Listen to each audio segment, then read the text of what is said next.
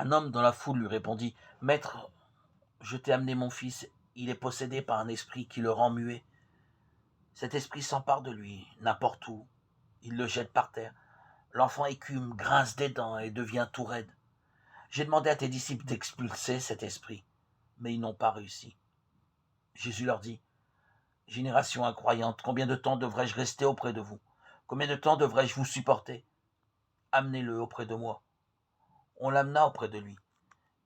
Dès qu'il vit Jésus, l'esprit secoua violemment l'enfant. Celui-ci tomba. Il se roulait par terre en écumant. Jésus interrogea le père: Combien a-t-il de temps que cela lui arrive? Il répondit: Depuis sa petite enfance. Et souvent, il l'a même jeté dans le feu ou dans l'eau pour le faire périr. Mais si tu y peux quelque chose, viens à notre secours, par pitié pour nous. Jésus reprit: Pourquoi dire si tu peux? Tout est possible en faveur de celui qui croit.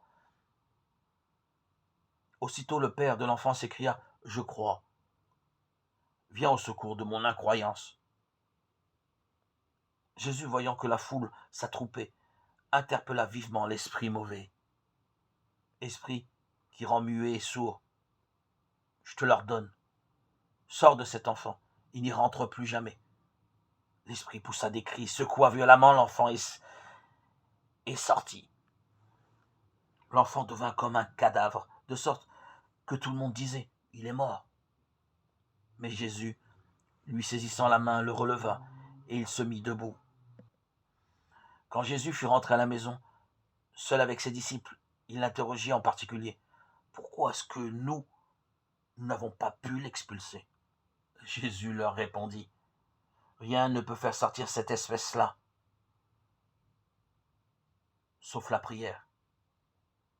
Évangile selon saint Marc, chapitre 9, 17, 28.